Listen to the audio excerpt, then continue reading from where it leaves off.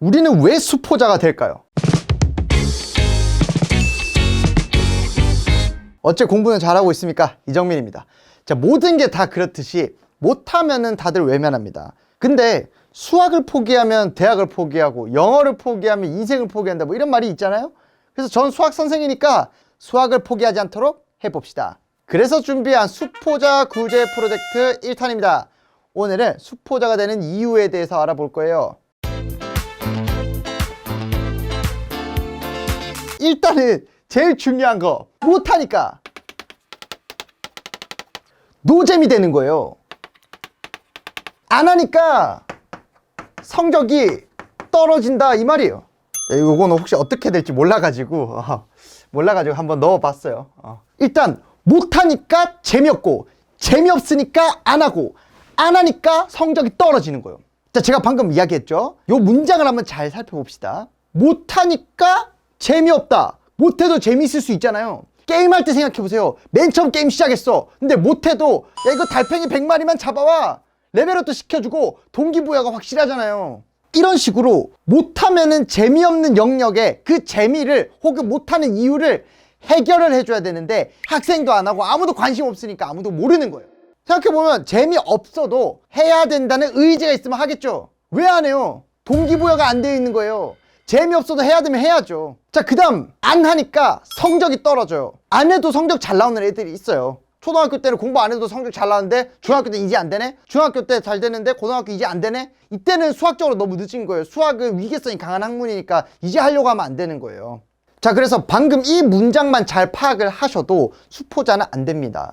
여러분, 적당히 한번 해결책을 봅시다. 못한다 싶으면은 푸는 수학 교재를 바꾸세요. 정석이 어려우면 개념 원리로 하고, 개념 원리가 어려우면 수력 충전으로 하고, 수력 충전이 어려우면은 올림퍼스 닥터링으로 하세요. 그것도 어려우면은 중학생 같은 경우에는 기적의 연산법 이런 걸로 배우세요. 심지어 그것도 어렵다? 그럼 아예 학년을 내려가가지고 다시 배우세요. 욕심 부리지 말고 차례대로 하십시오. 제가 못한다 영역 해결했고, 재미없다 영역 어떻게 해결하냐면, 재미없다 싶으면은 재미있게 만드시면 됩니다.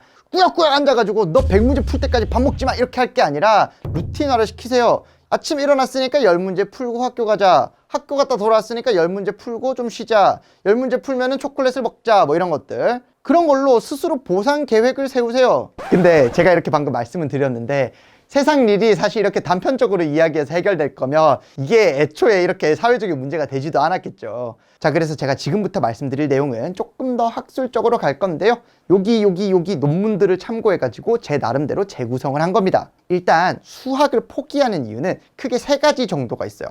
자, 첫 번째, 수학이라서 포기한다. 수학이라는 과목적인 특성 때문에 포기하는 건데요.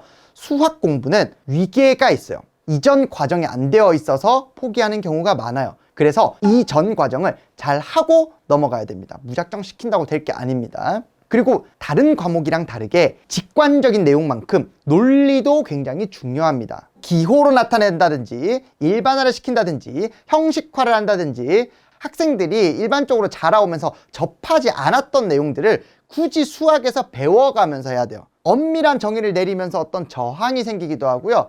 초등 과정만 넘어가도 실생활에서 써먹기가 좀 쉽지가 않아요. 자, 요런 내용들이 어떤 수학이라는 과목이라서 생기는 문제예요.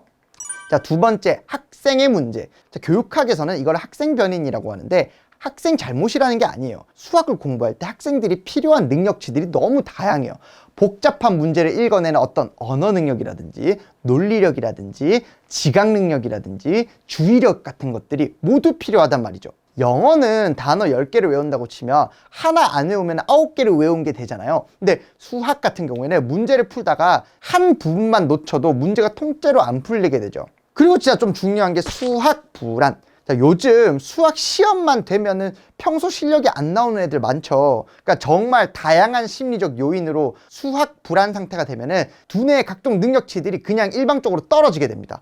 문제를 못 풀게 된다는 거예요. 그다음 세 번째, 티칭에 대한 문제. 수학이나 물리 같은 경우는 독학보다 배워서 습득하는 경우가 더 많죠. 그래서 아는 것과 가르치는 건 다르다고 하죠. 그리고 실제로 이 학생들이 이해하게 만드는 것과 실제로 이 학생들이 풀게 만드는 거랑은 좀 달라요. 학원 보냈는데 선생님이랑 학원에서 실컷 놀다가 와요. 전혀 관심 없는 사람들이 있어요. 그런 선생님한테 배우면은 버리는 돈인 거죠. 근데 요거는 뭐 여기서 다룰 내용은 아니니까 패스를 하도록 할게요. 뭐 그 외에 다양한 이유가 있겠죠. 뭐 노력이 부족하다든지 재능이 부족하다든지 방법이 잘못되었다든지 뭐 이런 부분들은 방금 말씀드렸던 범주들 안에 들어갑니다. 자, 그래서 수포자를 탈출하기 위해서는 왜 수학을 포기했는지부터 좀 돌이켜볼 필요가 있습니다. 제가 사실 잘하는 애들을 많이 가르치다 보니까 예전에 수포자들을 가르치면서 가졌던 어떤 능력치들 이런 것들을 좀 썩히기가 좀 아깝다는 생각이 들었어요. 시간 날 때마다 제가 이렇게 영상으로 남길 수 있도록 하겠습니다. 자, 오늘은 이렇게 왜 우리가 수포자가 되었는지에 대해서 살펴보았습니다. 자, 그러면 모두들 수학 포기하지 마시고 대학 포기하지 마시고 열심히 수학 공부합시다. 자, 그러면 안녕.